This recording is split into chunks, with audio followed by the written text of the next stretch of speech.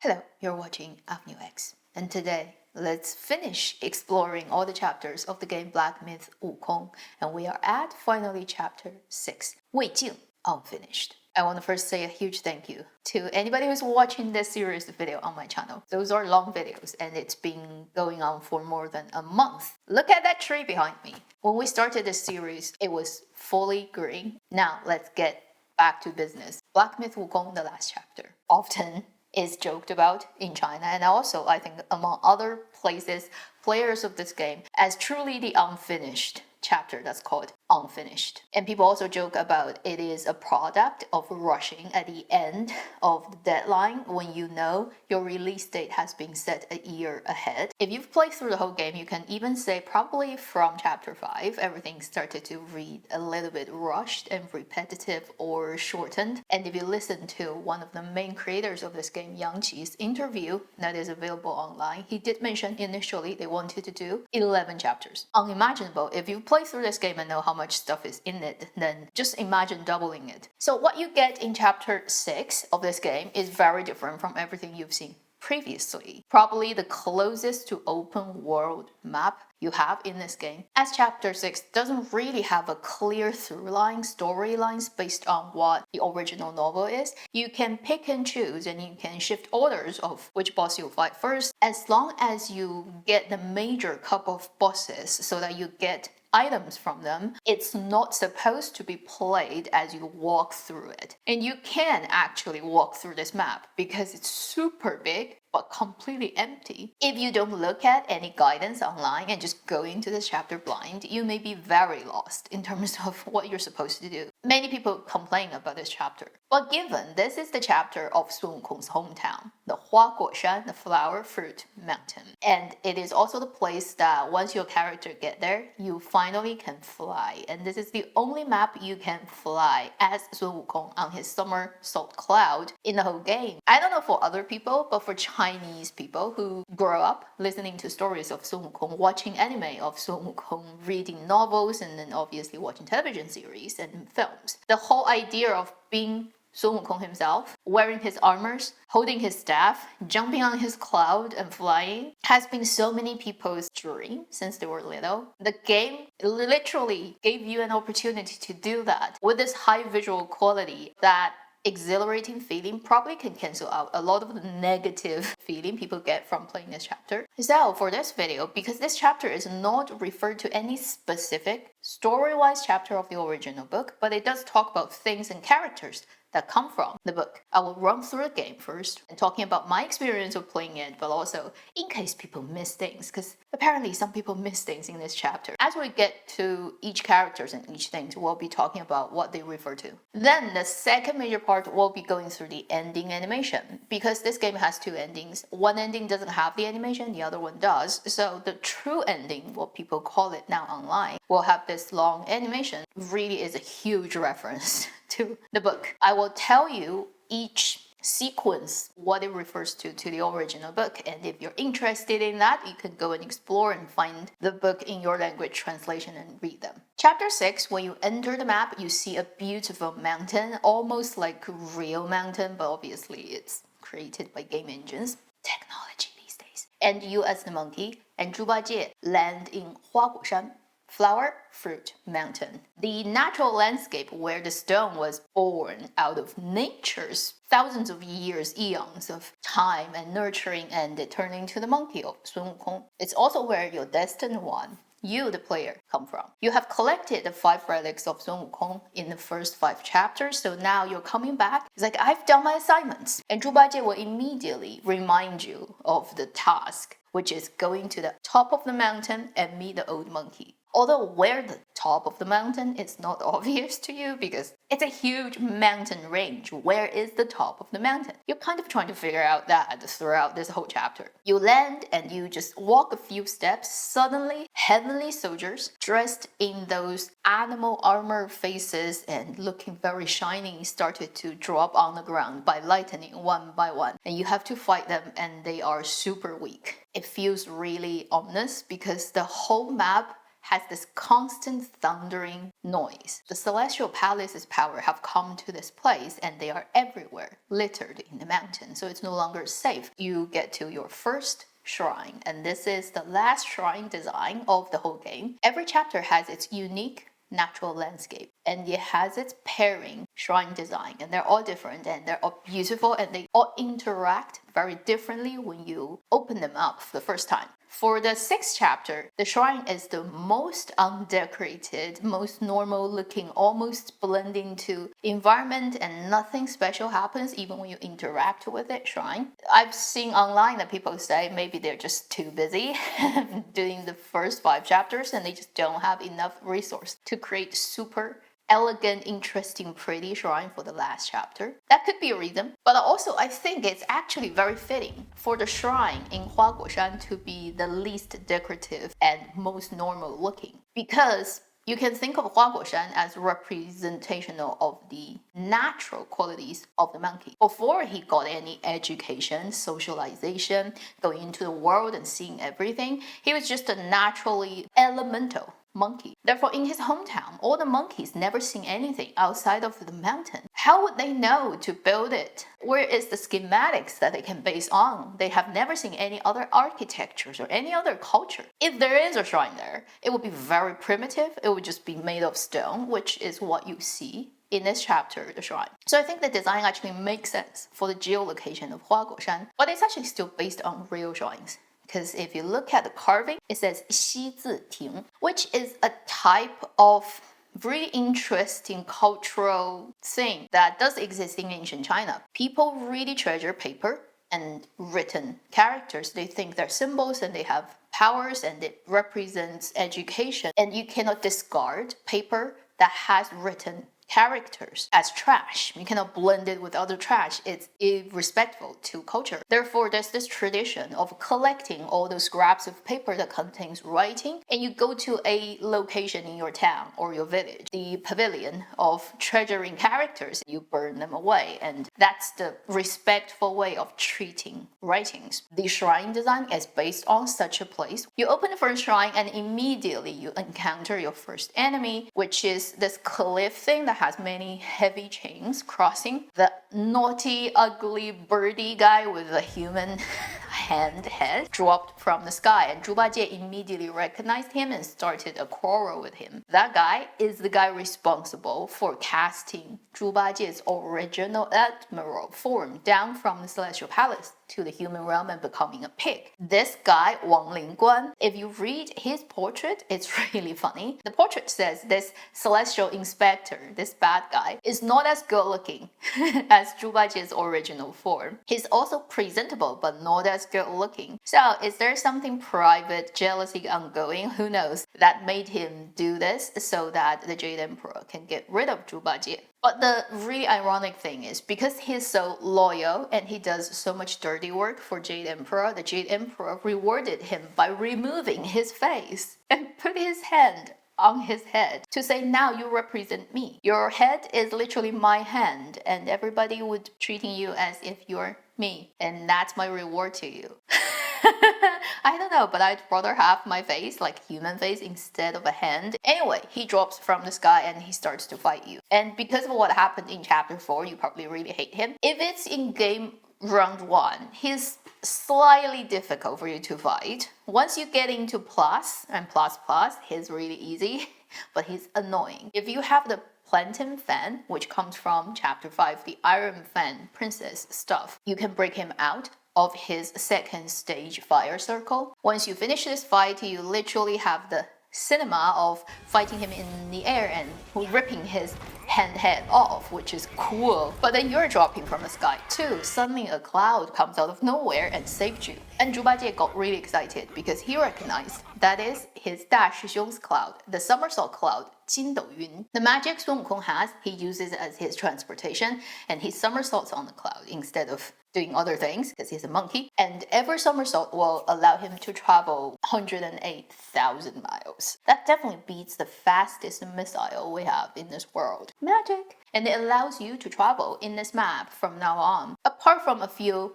specific locations or fly and view the places and have fun and being really fast at traveling. But also it just means now the map is so open and nothing happens. If you want to run and walk on your legs, you can be going for hours and not even one thing interactive is going to show up or do anything for you. There's nothing to collect, there's no treasure, money, anything. It's just pretty but open. I mean, it may be a good idea to go somewhere and take photos within the game. It looks great, but kind of that's the only thing you can do. Your actual goal is to fight a couple of animals turned from Sun Wukong's previous armor pieces. So Sun Wukong has a set of very magical armors left in the mountain. And after he's gone, those things have their own kind of ideas and they turned into yaojing. Your goal is to find them, beat them, collect those pieces till finally you have the full set of Sun Wukong's armor, and then you can go to his true seat of throne in Shui Liandong, the water curtain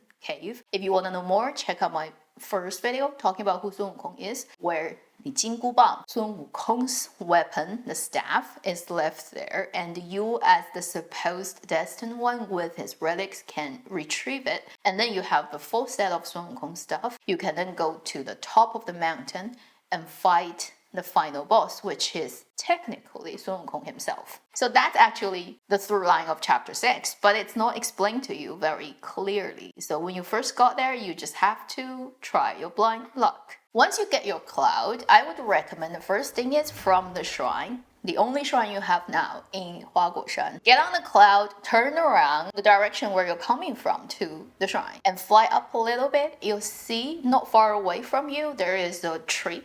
Very clearly different looking than the other environment place. Fly towards that tree and land right under the tree. There's a chest. A lot of people, even when they play through chapter 6 and even multiple times, they literally don't know there is something they can collect. This is a set of Sun Wukong's armor called 凡品大圣套. Literally means the ordinary quality great sage armor, which means it is Sun Wukong's original armor that wasn't given by Celestial Palace or other powerful beings. The really poor and normal armor he always used before he got those better upgraded stuff, and it's been packed and hidden under this tree. It doesn't look as grand and pretty as the final version you are gonna get, but a great set of armor from say about level 100, which usually is around level 90 and 100 when you get to this point of the game. First round to the full level you can achieve in this game, which is 342, which is to do with how long Sun Wukong is supposed to live initially. During those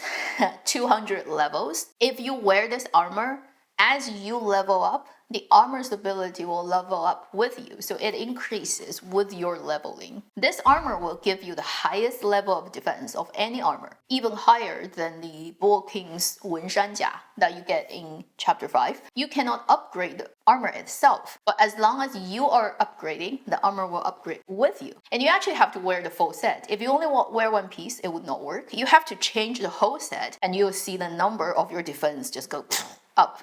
Apparently a lot of people didn't know you can do this.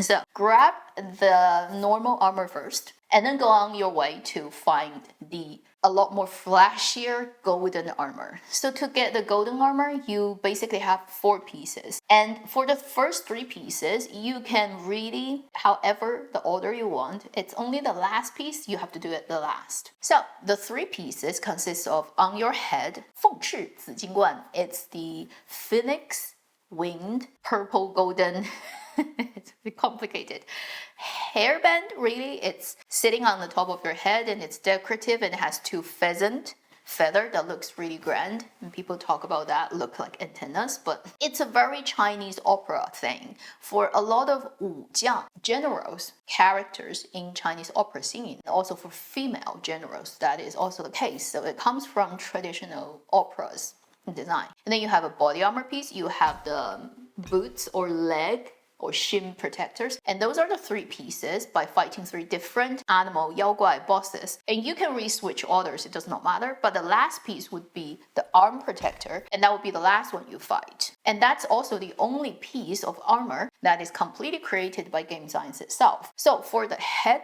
the armor piece on the body, for the shoes, they all come from original novel. And it comes from early parts when Sun Wukong went down the Loong King's palace in the ocean and demand, I want the stuff from you. And because he's so strong, they couldn't do anything. They had to entertain him. The Northern Sea Loong King gave him the shoes, which would be the shoes you fight the deer in the game. The 步云路, cloud step or step cloud deer. That is pretty annoying. You fight that deer, which has 2 stages. First is completely like frozen ice attack stage. Second is poison blood pool stage. And that is also the place where it has thunder and lightning. You will notice very easily with red trees. You can go there the first. Does not matter, you can go to the other one first. In chapter 3 of the book, the Western Sea Loong King gave him the golden body piece armor, 锁子黄金甲. 锁子 is a type of a particular armor in traditional Chinese armor design. 黄金 is gold. And in the game, you fight a rhino with this one long horn. You beat him, and then you will get this body piece. For this particular boss, the trick is to break his horn as fast as you can, and you have to do a heavy charge. So you have to do 3 focus point or more charge attack right on his head that will break the horn. And once the horn is breaking, basically the type of invisible poise bar on this boss is destroyed, and you can easily beat him down. But he jumps around a lot, and once his horn gets regrown, which he will do, then your attack on him will be very little damage creating. Then you have to find a way to stop him, freeze him, whatever, so that you can have a heavy charge on his head again. Your goal is basically try to make him lose his horn all the time so that you can win. And once you win, you get the body piece armor. And then the 3rd piece armor is the funniest, and a lot of people when they first play this game, if they don't read guidance, will not succeed at getting, which is the headpiece. And that requires you to locate a huge grasshopper in the game. Once you hear this like a bug flying sound, you know he's close to you, and it has many eyeballs, and it looks quite scary, and it's huge. You jump on the back of this grasshopper, and you're supposed to press one button depending on whether you're using a controller or a keyboard. But basically once you hold it, you cannot lift your finger. Don't remove it. Even though the character, your character in-game looks like he's removing his hand, you should hold on, because if you let your finger go, you will fall off this bug. And a lot of people didn't know that. Anyway, you're supposed to hold on to him, and he will hop 3 times. And this is basically testing your stamina. So your yellow bar will decrease very fast as he hops. If at this point of the game, your yellow bar is not long enough, you will lose all your stamina before he lands the 3rd jump, and you will fall off him. So if you're at game round 1 and you don't have a long enough stamina bar, just check all the curios, all the points you can add, make sure you have maximum stamina. Then when he lands, the next stage is equip yourself with the fireproof mantle that you get from chapter 1 after you fight the bear, and then hold on to his 2, antennas. And it will start to burn, and your character will start to burn too. But if you have the fireproof mantle, you're not gonna lose any health. And after a while, and you see the fireworks, and you've succeeded. And this is the way to fight this grasshopper, which is not technically fighting, which is just riding him and holding on to him as long as possible. Then he will turn, or literally he will give you the headpiece, and now you have 3 pieces. You only need to find the 4th one, which is as you fly with a cloud, find a yellow tree that is in the middle of the water. Very eye-catching, you will not miss it. And you fly towards the tree, you'll find a shrine there. When you fight the deer earlier, to get the shoes, you will also find a shrine there, so you can open that shrine too. This has to be your 4th one to get the armor. If you get here earlier, you can open the shrine, but it will not trigger any plot. It's only after you've gotten this piece, and the shoes, you get to this tree, open the shrine, you turn around, and you trigger the plot of Zhu Bajie suddenly becoming childish, trying to get a mantis flew into his body, and then it started to cut him up from inside, and he's calling you nephew, come and save me. So he transforms you into the little bug, and then you fly into his mouth and fight the mantis. Very classic. If you've watched my previous video, you know this is the trick that Sun Wukong does all the time, getting into the enemy's belly. Now you are in Zhu Bajie's belly and you're fighting the mantis. And this is a very aggressive two-stage mantis. When you first encounter him, because you may underestimate him as a little bug, that you may get killed by him because his attack is very swift and very aggressive. He does not stop. Also, damage is very high. You may not realize how high it is, and then you're already dead. But once you know he's this type of boss, then you will be on guard and it's not so hard to fight him. While you're fighting him, you can hear Zhu Bajie in that muffled sound outside of his own belly talking to you. Oh my god, that cat, was it you or was it the mantis? Like, he will be literally talking to you. And if you lose and die, he will say, oh my god, now I'm done for.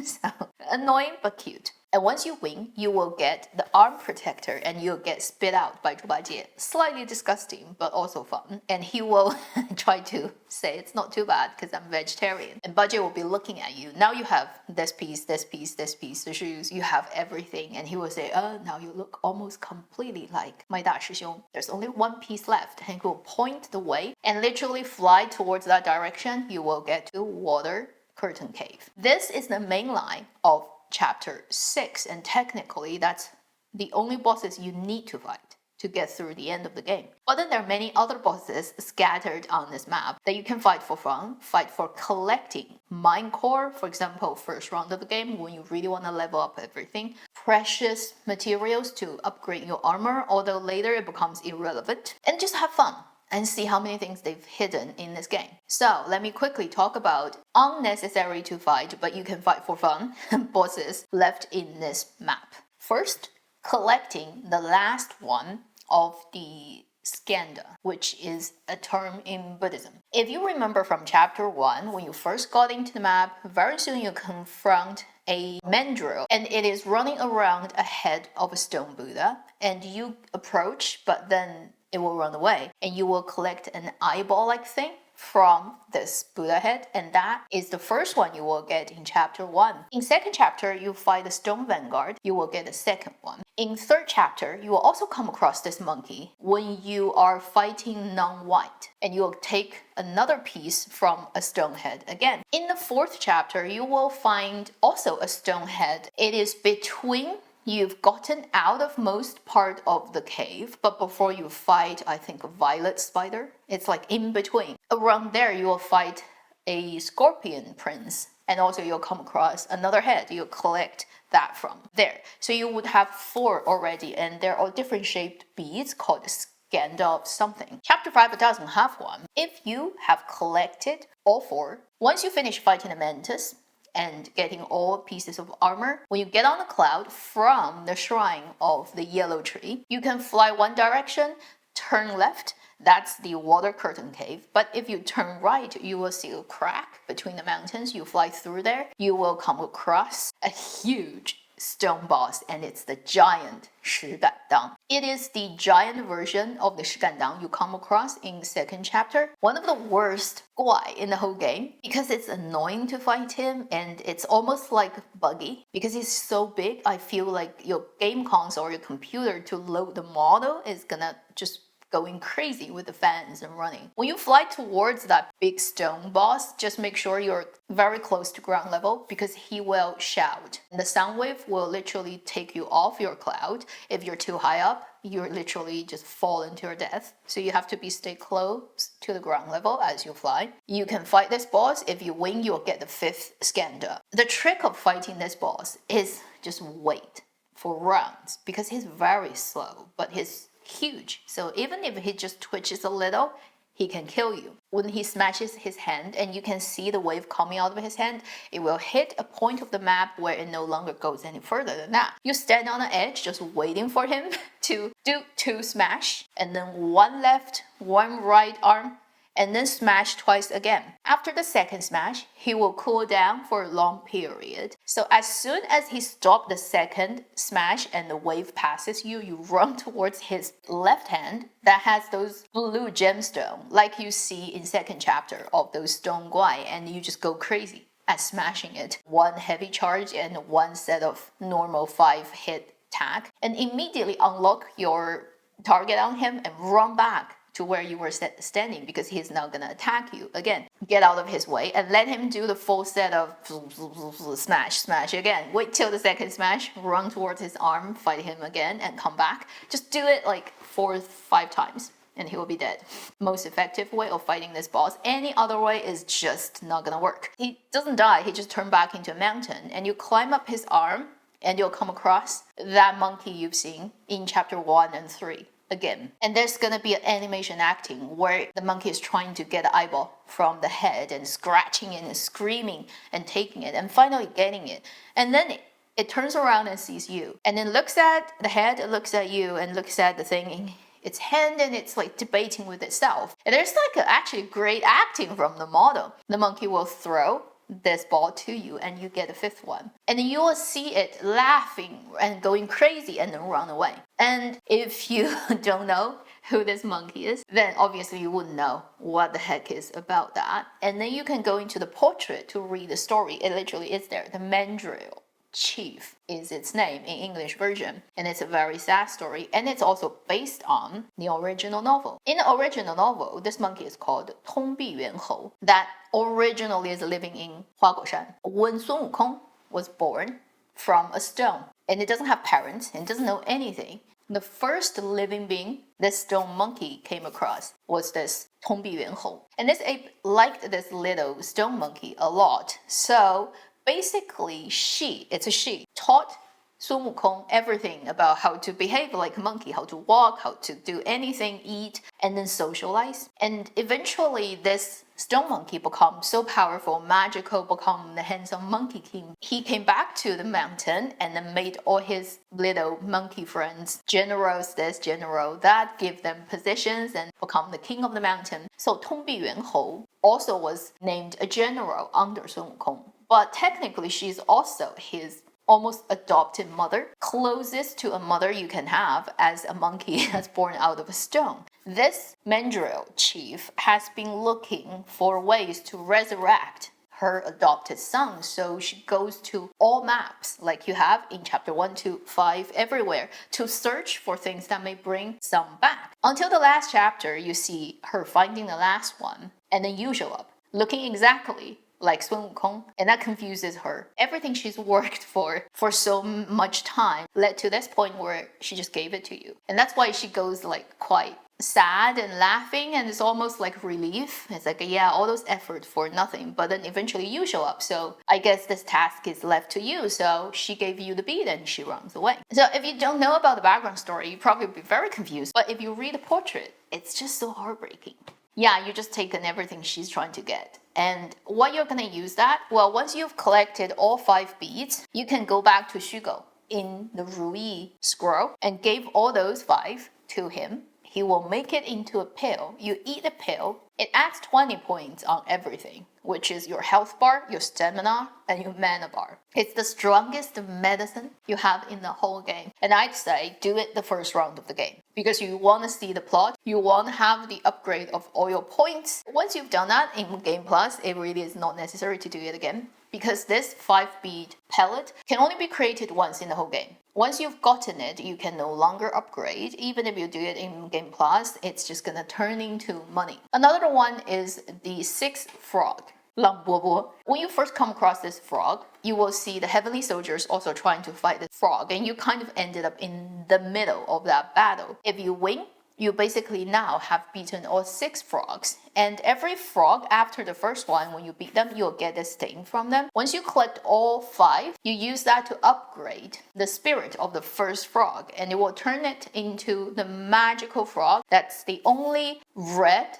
spirit in the whole game. Everyone else is like purple blue. So this is the highest level of spirit you can get in the whole game. And it's a random frog draw. Every time you use it, It comes out randomly. It's either fire frog or ice frog or wind or electricity or like a sound wave frog. Like you can have 5 different types of frog and they attack in different ways. If it happens to be the perfect type, for example, your boss is an ice boss and you have a fire frog, then the damage will be really high. But if it happens to be not the case, then it wouldn't work so well. So this is completely just blind luck. And if you don't fight the 6th frog, you're not gonna get it. So again, my recommendation is if it's the first round of the game, fight all 6 frogs. And the last one will be the hardest one. Other things you don't have to fight, wouldn't give you much apart from a couple of materials, would be Jiao, which is in the pond that's actually immediately under when you first enter the game after you're fighting Wang, Ling, Guan. If you just jump right from that cliff down, I think that's the pool.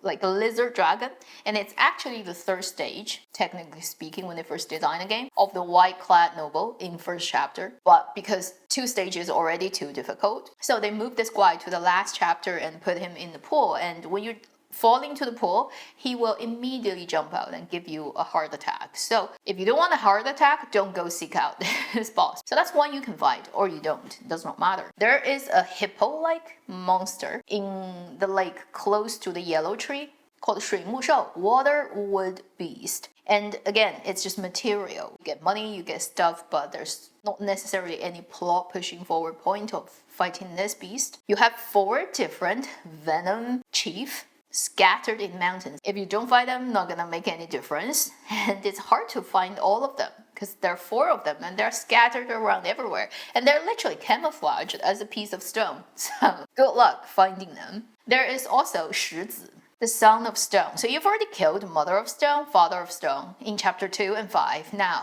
their kid. The story with son of stone is even sadder. He's just a really nice kid, slightly slow, but quite kind. Because father of stone left, so the mother of stone sent her son to go out and look for your dad. And before the kid left, the mother gave a lot of power to the kid, which resulted in the mother being weak. And also you can see all those like blue glowing thing on Son of Stone. So that's all the magical power that's given to him by the mother. Son of Stone is unlucky. As soon as he left the Yellowwing Bridge, he went down the wrong direction. He should be going one direction, but he went to the wrong direction and walked further and further away from potentially where he can find his father. And he eventually came across Huaguoshan, Flower Fruit Mountain, and found this place lovely. There are so many cute bugs. Like, he's a kid, so he wants to just follow, like Zhu Bajie running after mantis and grasshoppers. So he lost himself and found Flower Fruit Mountain is so lovely, he just decided to stay there. So when you come across him, he's just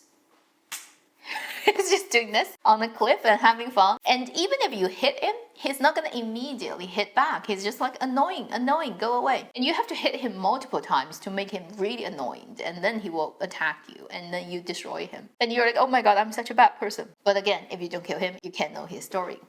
What I would say is, you can try out fighting him. It's actually quite fun because he has this one AoE skill, which is he can make the whole battleground electrified and really high damage. If you're not careful, you'll get killed in one attack, so be careful. And if you just try it once, then if you do Game Plus, just let him go.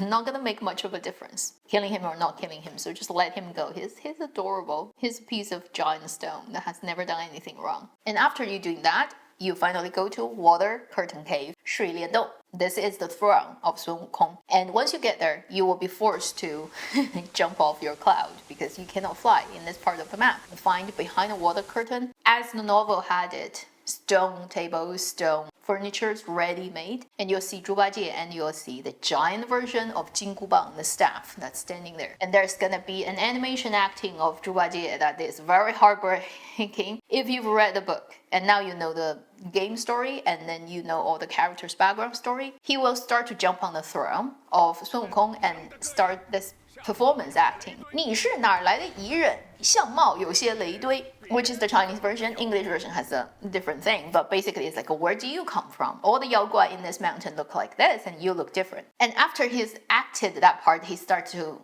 kind of like cry and laugh. You can tell it's really good performance. And this comes from the book, chapter 30, which is Before that, Sun Wukong had a big fallout and quarrel with Tang Seng and then ran away from the pack and decided, I'm not doing this, okay? You go to the west yourself, and I'm not being your student and servant and bodyguard anymore. Tang Seng is left with the incompetent pig and Sha Monk and the horse, and immediately they got into trouble. Tang Seng is in danger again. Ba Jie had to come out and look for help, and he traveled to Flower Fruit Mountain to ask his 大师兄 to come back to their pack and save their 师傅. So there is this plot where all the monkeys are there and calling Sun Wukong, you're our king and stuff. And Zhu Bajie is mixed in the crowd. And Sun Wukong has very good eyesight, so he immediately picked Zhu Bajie out of the crowd and called him forward. Where do you come from? Okay, like you don't look like any of my monkey subjects. And Zhu Bajie would say, I'm not an outsider. I'm a familiar, like your acquaintance. Don't you remember? I'm Zhu Bajie. So that conversation happened in the book, chapter 30. This is basically our Zhu Bajie's reenactment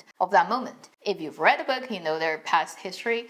It's quite heartbreaking and sad. After this performance, you retrieve the staff. There's grand animation and the staff becomes smaller and you finally have Jingubang. So you now have the full set of armor and the Jingubang. And you can turn on in this map, not anywhere else, I think. Unless you play game +3, unlock full Great Sage mode. But before that, you cannot. You will have a different icon, which means you can fight as Sun Wukong and your staff will have more power. It will have the ability to hold full charge without dropping. It will extend longer when you fight. And it will even have different attack models. It's just a special thing. If you become Sun Wukong, you now will need to run towards the top of the mountain and see the old monkey. And that's the last part of this game. After you go through this cave, the first shrine you come across will be last but one shrine. If you keep running up, you're gonna run up this hill, coming across hundreds, literally. I don't know why game science is doing this, it does not make sense. But they will drop celestial soldiers like flies everywhere. You don't have to fight them. You can just cloud step, go invisible, and just run past them because they're very slow. You don't have to fight them. If you do, it just takes a long time. After you run through so many celestial soldiers, you will eventually end up at a crack. You go through the crack, you go to the sunset view of the mountain, and that's the last leg. And you go up, go up, go up, and you find the last shrine. Technically, in the physical size of Huaguoshan, you'll have another one once you enter the stone, but this is really the last shrine in the map of the Flower Fruit Mountain. And there you can decide to go two ways. Given if you've already opened all the secret map in the previous chapter, chapter 1, the old Guan Yin Temple, chapter 2, when you go to the Flowing Sand Kingdom, chapter 3, the Melon Field, chapter 4, the Purple Cloud Mountain, then chapter 5, Bishui Cave. If you have completed all the boss fights and opened all the maps, then you can do two choices. One is just keep going up the mountain, touch the stone where Zhu Bajie is waiting for you, and then go into Sun Wukong's mind ocean almost and fight the last boss, which is Sun Wukong himself. Or you can use this shrine, travel back to chapter 3, find the great pagoda that you can open already in chapter 3, but nothing happens there. You can go to that pagoda and then go to the middle part that has an empty wall, and you'll see little Buddha Maitreya standing there. If you go to the pagoda, he's not there, that means there's one thing you haven't done in the previous 5 chapters that didn't unlock this full thing, so you have to figure out what you have missed. And he will open the wall, and this is where Erlang Shen, Yang Jian, is hidden for you to fight as the secret boss. Fighting him will allow you to open the true ending of the game. If not fighting him, you'll find the false ending of the game. So let's first talk about false ending. If you don't fight Yang Jian, you don't go back to chapter 3, or you haven't opened the secret map in the previous chapter so that you cannot fight Yang Jian at this point, you just keep going up. You'll find the stone at the beginning of the game where you see. Supposedly that's where Sun Wukong is in. Zhu Bajie is standing next to it. You touch it and you enter. Animation, very quiet water. You see the old monkey there, but this time he is dressed with this flowing ribbon behind him, which usually indicates this is an immortal or some high beings like a Buddha, and then he's waiting there for you to hop on a boat. And Zhu Bajie will be joking, oh, what if we get on a thief or a bad person's boat? And the monkey will reply, well, every boat you get on in this world, which one isn't one? Talking in riddles. So you and Zhubajie get on the monkey's boat and he will be guiding you towards fighting with the last boss. Along the way, there's a very long animation, about 10 minutes, and the monkey will be talking about everything in the riddle form about Sun Wukong, whether he's good or bad, and sort of commentary from the old monkey on Sun Wukong. And Zhubajie will be constantly talk back to him and defending his 大师兄, so it's like a really fun, engaging conversation. And you are mute, so you're just standing there and listen to what they talk. You will hear this old monkey has a lot of complaint almost about Sun Wukong, saying that he's very rash, he's killed a lot of creatures that he may not need to kill, necessary to kill, and he is seeing good things and always want to grab onto them, constantly criticizing Sun Wukong. And there's a lot of debate about that part of the writing of the game, what it's really trying to get at, who the old monkey is, why would he talk about these things. There are people thinking this old monkey is actually Sun Wukong himself. There are people who think it is actually Jingchanzi, which is the immortal form of Tangzeng. People even say he is actually Guan Yin Pusa, Avalokiteshvara. So there are so many interpretations, and every one of them makes some sense to some level. If you read his portrait, it's also a riddle. He is doing this, he is doing this. Some people say he's this, some people say he's that. And he is saying, I am only this. I'm only here waiting to listen to stories that will be told by monkeys who come back. You never find out exactly who this monkey is, but he can be so many different characters. To me, it feels like a representation. It's almost like splitting Sun Wukong into two parts. The so-called good parts and the so-called bad parts. The rushing, the lizard brain version of Sun Wukong, and then the cultivated, the learned, the becoming Buddha, Sun Wukong. If the fighting version is the version you eventually fight in the game, then this old monkey could be the representation of the cultivated, the Buddha version of Sun Wukong. And it doesn't necessarily have to be anyone. It could even be game science. It's like the spirit of game science. As you travel along this water, you'll see a lot of statues, and I cannot tell you exactly what everyone is. Some of them are very vague and looking like copied.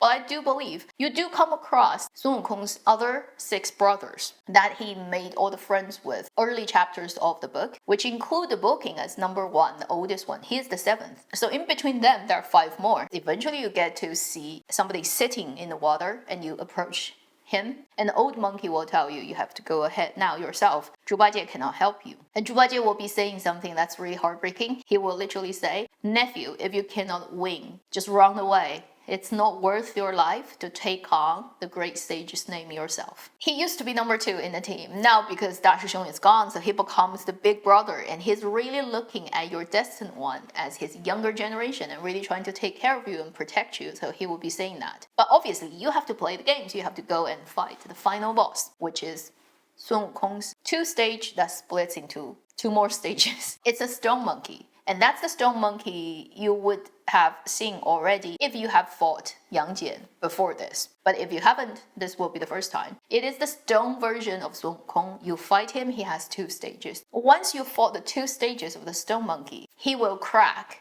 And the real Sun Wukong, called the Great Sage's Broken Shell, that's the English translation, 大圣残躯, will show up, almost like the zombie version of Sun Wukong. All the tricks you know, he knows. All the attacks you have, he has. And he can see through you. So when you see through him, he sees through you. It's a mess. And sometimes you attack him with a particular stance, and he will literally stop you. Or flip the attack on you. So it's quite fun to see those animations happening. He also has 2 stages. And it gets increasingly hard. But if you've beaten the stone monkey and you die, you have a shrine right on the edge of this battleground. So you don't have to basically fight the stone monkey and Sun Wukong every time you die. You just have to get through the first stone monkey, win, and then you can always just only go back and fighting the Sun Wukong in the end. So the game is not as painful as certain Souls games. And if you fight the Great Sage's Broken Shell, at some point, he will take away your superpower. If you're dressed in Sun Wukong's armor and Jingubang, you will lose them. You will lose the Sun Wukong Jingubang power because he's the real one. So now you have to fight with other tricks you have. And also, towards the end of the fight, if you happen to be drinking a gourd and trying to get healed and you're not careful, the best thing is drink and immediately dodge or jump to cancel out basically the action. If you drink and you don't do anything, he may grab your gourd and you go into this animation where he will take your gourd and then drink it and listen to what it is, and it's like, and then chuck it back to you. It's just an animation performance, but it's annoying and it takes quite a long time, so just be careful of that. Once you finish fighting that, if you are now in the bad ending, which is not fighting Yang Jian, the old monkey will show up again. And he will put the jingu that's in the water on your head. It just sits on your head and it goes into your sort of flesh, and you become another Sun Wukong. And you see a monkey being formed in the stone on the top of the mountain again, where you first entered this game. It's almost like everything goes back into a circle and you have to do another round. This so-called destined one didn't succeed, breaking through the fate. And then you see the credits rolling and you hear the music. The ending song, that is the 1980s television series of Journey to the West, 敢问路在何方? And you'll hear a boy and an old man singing voice together. Very beautiful version of the 80s original song, but it sounds really sad. And they wrote a different song that's actually talking about the game science's view of Black Myth Wukong's world for the true ending. So now what do you do with true ending? When you get to the last shrine, you go back to chapter 3, go to the pagoda, meet Maitreya, go into the map, and there you have a different shrine called Meijian Peak, which is Meijian Feng, which is Meishan, where Yang Jian's team is from, so it's Meijianfeng. And this is a snowy peak that looks very much like the natural environment of Xiaoxitian, the third chapter, the New West. It's not technically in New West. Meijianfeng is a different place where Erlangshen is at. It just happens to be a snowy place too. And at that shrine, you can register so that if you die, you can come back. And you walk up this hill, you fight Erlangshen, the god of war in Chinese celestial palace, the three-eyed guy who is a pain to fight. You will hear him talk about he has no choice, you have no choice, nobody has any choice, which I find is very 中二, the type of writing, intentionally making it sound philosophical, deep, but actually not knowing what you're talking about. Because come on, you decided. You have a choice. Your choice is to go with Sun Wukong's plan, not follow Celestial Palace. Therefore, you hid in a snowy mountain for hundreds of years and you complain that you don't get good wine and it's cold. But you decided to do it. Isn't that your choice? Sun Wukong decided to die physically so that he can be finally free. Isn't that his choice? Actually, everybody is making their choice and they're pretty much sticking to it very well. Like he has to say, I have no choice, and he has no choice too. I'm like, come on, don't do it. Like, it actually does not make sense when you say that. Anyway, you will fight Yang Jian and his dog, Xiao Tianquan. I mean, even the best fighters I've seen playing those games will die multiple times before they figure out a plan. Because Yang Jian has a poise bar and is clearly on top. Like, there are only 2 bosses, I think, in the whole game that has this. And so if you don't break the poise bar, it's very hard to damage him. And there are only a couple of things you can very easily get rid of his poise bar, which is the stone transformation. By knocking on him, it takes down the bar very quickly. Another is to do the Guan Hua, the very fast circling of your staff, but then you have to freeze him because if he's moving, he's not gonna let you do that. And another thing is using the planting fan you get from chapter 5 that will very quickly get rid of his poise bar so that you can attack him. Like, those are the only things you can do. Otherwise, it's just gonna be a tough fight. I think people have downloaded the game and then go to the back end and see all his fighting designs and how many tricks he has, and it's incredible. It's like over 60 combos of the skills he can use on you, and it will be randomly picked depending on your distance with him, how much health he has, how much you have, what stage of the fight it is, and the computer will just generate those things, and it's just a pain. So don't try to be able to remember all his attack unless you spend 100 hours on him. Find the best way to cheat through the fight and get through it. Because once you get through that, it's not even the end. He will fly up to the sky, turn into a bird, you turn into a bird, you fight again, and then you go to the heavenly realm and you fight the coolest fight of the whole game. Very performance heavy, but exhilarating, which is 法天象地. So Sun Wukong has a 法天象地 version that is huge. Yang Jian has one too. Not everybody has one. Like, you have to be really powerful to have one. Once you get to the huge version, you are the stone monkey. And you're fighting first the 4 heavenly kings who are in my cosmology video of Xiaoji. You can go and watch that and know where they come from. Hinduism, Buddhism, and then incorporated into Chinese mythology. You are not going to lose at this stage because your bar is really stable, you don't lose almost health, and they can get killed easily. And because now you're mountain size, so every smash is slow but heavy, and they really do a very good simulation of if you're a giant when you're fighting, what it feels like, the sound, the sort of force and air even that you can feel the vibration. So it's really cool. And when you finish this fight, you'll see the giant version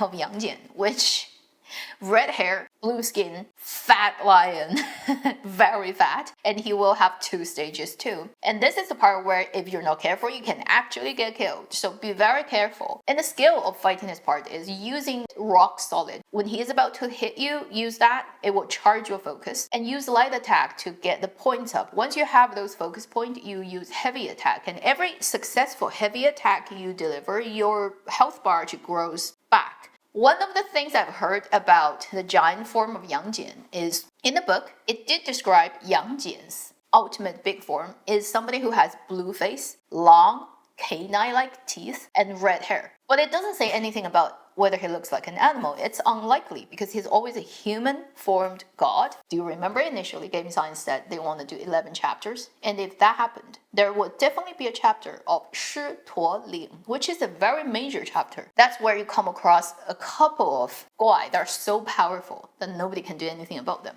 And it consists of like 4 chapters of the book, so it's one of the biggest episodic things that happened in 西游记. It's likely they've made a model of one of those monsters in those chapters that is a lion. Yes, a blue lion too. But then by the time that they decided to shrink the whole thing to 6 chapters and having to have this secret ending and make it epic, but they need to have a model that's usable that can represent Yang Jian's ultimate form, and they don't have time to make the Yang Jian human giant version with like blue skin and red hair. Therefore, they picked the lion model because he looks like blue skin and red hair enough. I don't know. So now they have to make a new lion if they want to make DLC and Shi Tuo Ling. Let's see how they do it. Once you get through Yang Jian, you get pushed out of the painting, and then you see Maitreya and Yuan Shoucheng having a conversation. Clearly, they're talking about they're planning this whole thing together. And then you have finally triggered successfully the real ending. Now you use the shrine, travel back to Huaguoshan, and as we've done the first round, go into the stone egg, and then fight the stone monkey, which you have already become.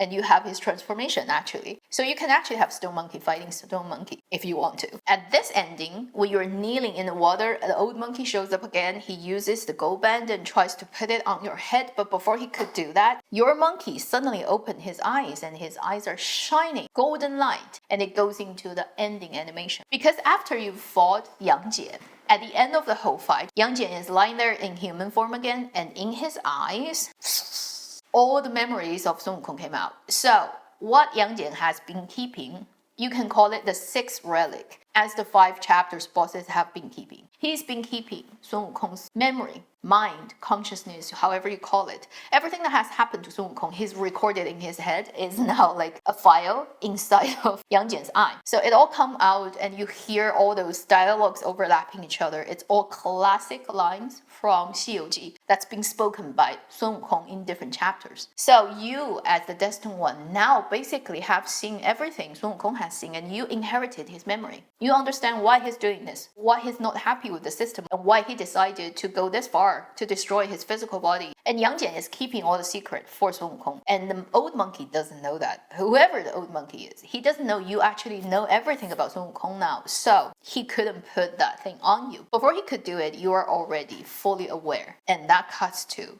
the ending animation. That's the run through of 6 chapters, and I think I've talked about everything that's related to important characters and stuff. Some people may like it, may not like it. It may not be so clearly explained, I'd say. If I'm the story writer, I'll be even more clear about what is the message I'm trying to deliver. I do find overall the writing quality of this game, they're not sure actually exactly what they're doing themselves. So they're talking in riddles because they haven't fully managed to extract the essence of their own story clearly. Because if you really truly are very clear about your message, it can be concentrated down to one sentence. All good stories and films are like that. It can be very complicated, but at the end of the day, the message will be golden and clear in one line. And if you can do that, that means you haven't figured everything out. I have the feeling the game science people haven't. But given what they've done already, like I have nothing to complain. I just think the story writing can be better. Now we are at the end of the whole game. You need to go through what the heck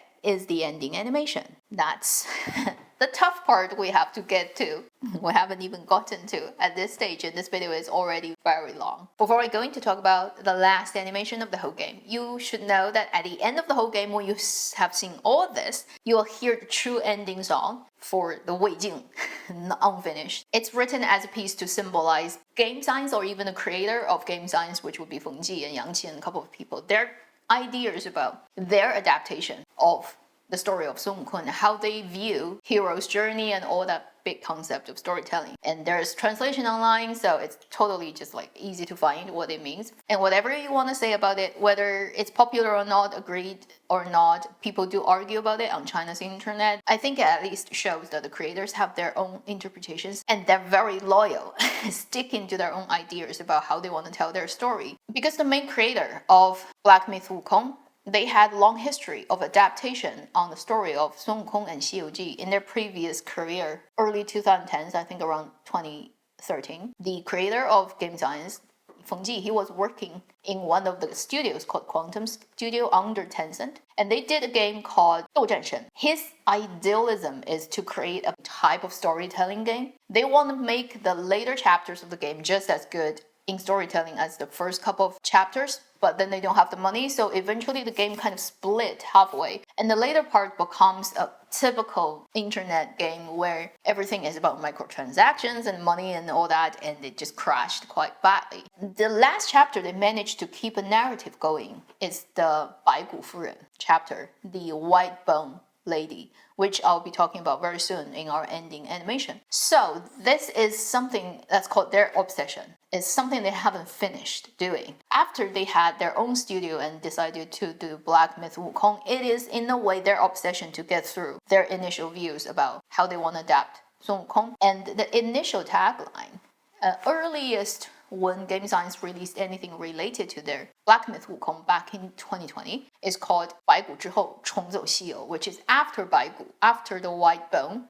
rewalk the journey to the West. So it's kind of already telling you they are obsessed with the fact that they didn't finish what they wanted to finish back in early 2010, so now they want to do another one. And also they probably all know that if they don't succeed this time, it's done. It's like end of the game for really all of them, in maybe even game industry, and they're never going to get a second opportunity to do this again. So they overshoot. And you can feel this thing in the game where it's like they're trying so hard. Like 107 bosses and almost no repeat. So many things got crammed into this game that's done by a studio that's less than 200 people. Like, how do you even do that? So you feel like everyone who's on this team is just trying so hard because this may be the last opportunity they can do something like this. Last try, if we miss, we're just all dead. So let's just put it all in. It could also cause certain things becoming less ideal as the result, particularly in narrative of the story, in my opinion. But I can totally forgive them because I'm thinking if I'm under that type of pressure, I am in their shoes. It's like if I don't do it this time, if I don't indulge, I will never do it again, maybe highly likely 95%, then I will do it, right? Understandable. Anyway, we've talked about too much. Let's talk about the animation. Dun dun dun dun dun dun dun dun. That's the classic based on the 1980s television series. Represents Sun Wukong in China. Okay, just hear the music, everybody just sees in their head the Sun Wukong. And the animation is a complete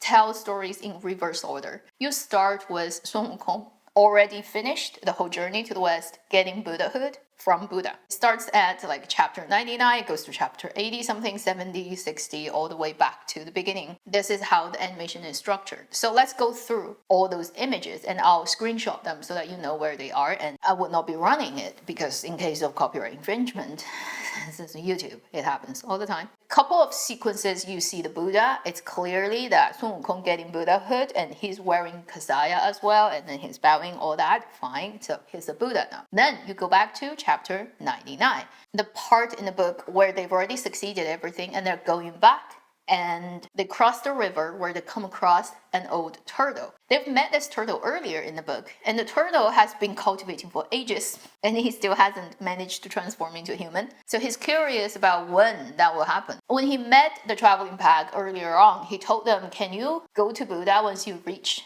Lingshan and ask when I will finally succeed. And then obviously the whole traveling pack forgot about his request. So when they crossed the river again with all the Buddha's teaching on their back and met this turtle again, traveling on his back, and the turtle asked, "Have you asked the Buddha when is the time for me to succeed?" Everybody fell silent because they all realized, shit, we forgot to ask that. And the turtle got really angry. So he shoved everybody into the water and they all fall into water. But now they're all saints, so they can't be drowned. But their books are all drenched and wet. So they have to try to rescue all the books, lay them open under the sun on the riverbank, and then get all the things sorted before they can keep traveling. Moving on, you will see chapter 87. When you hear the narrative voice of this part saying, until the chicken finished pecking the rice mountain, until the dog laps up all the flour, and until the candle fire burned out the king. This is when they come across a kingdom where the king made a mistake of having a row with his wife during an offering ceremony, causing the food getting spilled and fed to dog. That just got observed by heavenly powers, and they were like, oh, if you're not treating your offering ceremonies with respect, that means you don't respect us as immortal. So in return, we're going to punish your whole kingdom and make it drought and not having one drop of rain. They created a mountain of rice, put a chicken there and asked the chicken to eat the rice until all the rice are eaten. They put a mountain of flour and put a dog there and asked the dog to just lick off the flour until that's done. Put like a huge metal lock and then put a candle or something and under there and see until that gets melted, which is like forever. And they're punishing that whole kingdom for what they've done wrong. And Sun Wukong came across that with his traveling to the pack, and he's like, this is just unacceptable. So he goes up to the heaven and he did a couple of things and basically made the whole kingdom repent, so that eventually the ring falls. But it's such a ironic and sarcastic story. And as they're running across the screen, you see behind it there is a building that has a name written on it. It says 游科楼, which is literally 游戏科学, game science.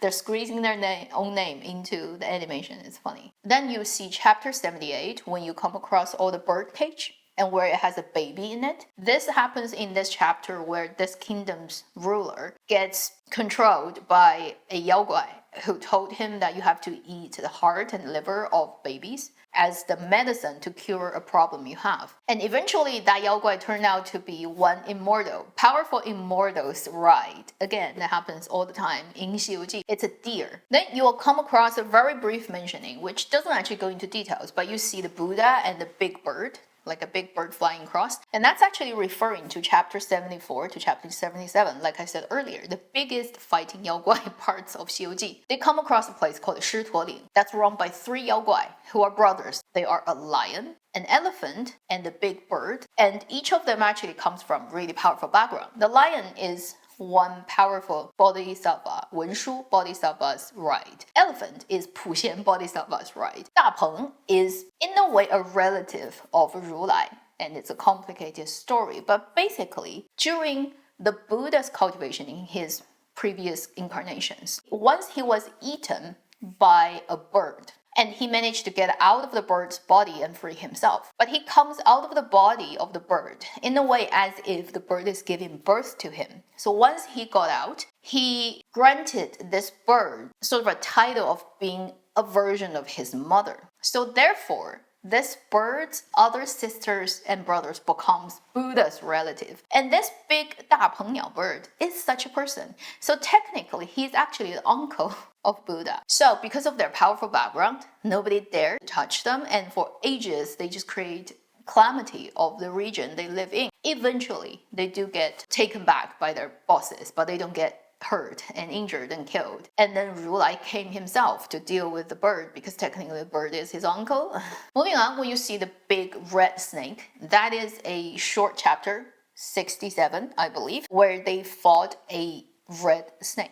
That stinks a lot. Then you will see the 9-headed thing that's fighting Sun Wukong and Zhu Bajie. That happened from chapter 62 to 63. And this is 九头虫, 9-headed bug. but he's not really a bug. He basically is the son-in-law of a Loong king. And the whole Loong king family in this chapter are described as really bad people. 二郎神 came to help them fighting this whole family of Loong king and this nine-headed thing. And one of the head of this creature got bitten off by Yang Jian's dog. And so he had 8 head left. And he actually ran away. He didn't get chased down. Then you have Sun Wukong holding another monkey and the dead body of the monkey. And you see him putting him down. And that's one of the classic story of this book, which is from chapter 56 to 58, where Sun Wukong ran into somebody who looked exactly like him. Nobody can tell who is who. 六耳猕猴, 6-ear macaque, a type of also very powerful, naturally born by nature monkey who can hear everything, see everything, and who can copy anything. So he copied Sun Wukong. It went through quite a couple of chapters of fight and trying to figure out who's who until they got to Buddha's place. And Buddha can see through everything. So he can see which one is real. And that's when the 六耳猕猴 had to show himself and then got defeated. Then you see 哪吒托塔李天王. Everybody seems to show up and they are all fighting somebody. And that comes from chapter 50 to 51, which is they come across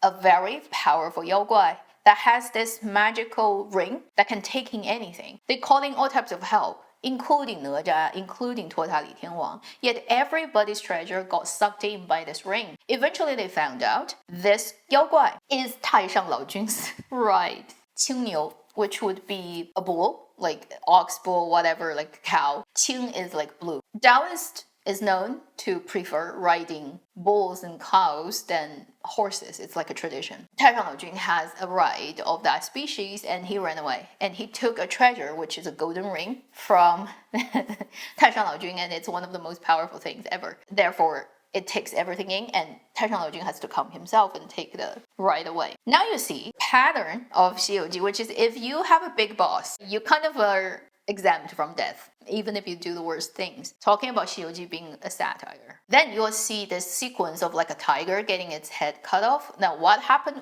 there was the chapters called 车迟国斗法. From 44 to 46 chapter, and it's in the kingdom of 车迟, and this is a huge fight between Sun Wukong and high priests, whatever, of this kingdom. And they're actually 妖怪, and there are 3 of them. One is a deer, one is a goat, the other is a tiger. Sun Wukong sees through that, and he uses a lot of tricks to eventually win the battle. And they had a 斗法, which is like duel, and every time Sun Wukong wins, and resulting in all those 3 bad people die, but they die really at their own hand, because they try to trick and then kill Sun Wukong in certain ways, and Sun Wukong kind of put it back on them. So they get their head cut off, they get like cooked in oil, like inner organs completely taken out. It's pretty gross. And then you have this green, really pretty shot of under a tree, 猪八戒 using the magic to revive Sun Wukong. That's the part we've talked about already in chapter 5, about Sun Wukong getting burned and jumped into water and then kind of went into shock, and 八戒 revived him. So that happened during Hong Haiyer's part of the story. Then you have this beautiful lady like talking behind Sun Wukong and blossoming into this white dress like a flower. That is the 白骨精. What I've already told you what game science is obsessed about because of their 斗战神 game. And 白骨, white bone, 精 is basically a zombie. This is a dead body zombie who can shift into human forms. And this is the 妖怪 that shifted into a girl, into an old man, into an old lady. And all 3 times got killed by Sun Wukong. And that angered Tang Seng because Tang Seng couldn't see that these are 妖精 but not human. And he did the chanting of the tightening of the band and made Sun Wukong hurt so much that Sun Wukong ditched him and went back to 花果山. So these couple of shots are to do with that part of the plot, and it happens around chapter 27. Then you see this shot of Sun Wukong holding on the tree and trying to get all the fruit down. That is very early on in the book, around chapter 24 to 26, where they come across this really powerful immortal's residence and mess it up and destroyed all those fruit tree, and eventually found Guan Yin's due to revive those trees because those trees give birth to those fruits that can grant you long life, similar to the peaches in the celestial heaven. Then you see the pig and the monster fighting each other, and that is very early on, before the whole team is formed. The last member joined, chapter 22, when they came across the river where the river monster is living. That's 沙和尚, Sha monk, before he becomes the monk. And 猪八戒 had a fight with him, quite epic, and he lost one of his tooth. After this fight, 沙和尚 joined their team. And then it's chapter 14, when Tang Seng came across the mountain and took off the talisman on top and allowing the mountain to collapse and Sun Wukong coming out. Once the mountain is blown, it shows the monkey is there. And then you go back again into the reverse order. And he had a bet with the Buddha and saying he can get to the end of the world, which is still in Buddha's palm eventually. So that's the peeing of the finger of Buddha. You see him drinking and then crossing out names on a book. And that's the part where he goes to the underworld and take out all the monkeys' names so that they have immortality. And the drinking gets into extremely close up and pull out, and you see he's having big banquet with silhouettes. And count them, there are 7 together. So this is Sun Wukong with his 6 brothers, the 7 kings of different species of Yao Guai. And it's a big banquet, they're happy, it's all like golden color. And then it cuts to, everything goes back to cool color. And it's the same place, it's still the water curtain cave, but then nobody is there. It's only him left, dressed in his full armor. He pulls out the staff and seemingly he's going up to heaven and fight again, and he walks into the light and it disappears. Reversing till the last moment. Maybe the last moment is out of the whole reversing order. This is Sun Wukong what he wants to do, which is go up to the celestial heaven and fight all the injustice. However you want to interpret that. If you're curious about these 7 kings, I can read their name out. You have 平天大圣 Niu Mo Wang, which is level up to heaven, great sage. The bull, evil king, number 1 is the eldest one. You have 富海大圣焦魔王, which is flipping the ocean, sage. So everybody has the big sage in their name. Is a form of dragon. That's like slightly less than dragon, usually considered, but pretty much a water creature. Like the annoying boss you have in chapter 6 that jumps out of the water and scare you. This is this creature, and he's also an evil king. So that's the literal translation of his name. Then the third one is 浑天大圣鹏魔王, which is messing up or making it chaotic heaven. Great sage Peng is the big bird, which is what we've just talked about, the uncle of 如来 species bird. Giant bird, that's in Buddhism. Another 魔王. And again, if you want to know more, check out my cosmology video. I go into detail about what's the difference between 仙, 神, 魔, 妖, 精, 怪, all those. Fourth one is 移山大圣狮驼王, moving the mountain, big sage. Lion. Then the next one is 通风大圣猕猴王. 通风 literally means getting wind through, getting wind past. And great sage, 猕猴 is macaque. Technically speaking, a lot of people would actually argue Sun Wukong probably is a macaque too, but then he's a stone monkey, so who knows what species exactly he is. Then 驱绳大圣羽绒王, chasing away immortals, big sage. In terms of what species he is, mostly a belief equal to today's 金丝猴, which is a type of snub-nosed monkey. That's actually adorable. And then they have like golden hair, like literally shining like gold and very beautiful. And it's like highest level of protected species in China. The type of like, if you get one, you go into jail type of monkey. And then the last one would be Sun Wukong, 齐天大圣美猴王. It's also equal to heaven, big sage, pretty, monkey king. So in this pack of 7 kings, there are 3 monkeys. 1 bull, 1 bird, 1 like dragon-like creature, and then 1 lion. Imagine like when they're together, how epically noisy the place will look like. And how do they even like eat? You know, because some of them will be vegetarian and some will definitely want to eat each other, species-wise. Anyway, it's Yao Guai world, it does not matter. So those are the things I can think of about chapter 6. If people want me to do, I can do another video talking about other aspects of the game that I think is interesting. As a game player, I'm already at game plus 3. I'm right now stuck on the last boss, which is the Great Sage's Broken Shell in 四周目, which is finished the first round of the game, but now I'm on the 3rd replay. So second would be game plus, then it would be game plus plus, and now so I'm game plus plus plus. And I just want to get all the armors. Like I'm 1 step from all the armors to upgrade it to top. Once that's done, I'm not going back to fighting all these bosses again. It's hard in game plus plus plus to fight the last boss because his health bar is insane and his damage is insane, and my health bar tops. You have full level 342. And then you don't grow anymore, but then your boss grows until game plus 5, I think. You have played 5 game plus and it hits the maximum of every creature's health bar and damage. You don't go any further than that. So even if you play 100 times, it's going to be the same at the 6th time. I'm now definitely a level of like self-granted authority on this game now. If it's worth talking about, if people are interested in, let me know. Like I can think about talking about it in another video, but it may take a while. We shall see when it would be the best time to do that. If you've already watched all my videos on this game, I'm just so appreciative of your attention and time. And I hope whenever you discover and come across those videos, it may be very further down the line, far from when I make it. Could even be like by the time DLC comes out. I would just cross the time and greet you with my thanks, and hope you have a good time and have a good day today whenever you come across this video. And if DLC hasn't come out yet at this point when you watch this video, let's just pray for this game. When they do DLC, they can do really good ones. I will not hesitate to spend my money on it. Thank you for watching Up New X. I'll see you in my next video. Meanwhile, live long and happy gameplay.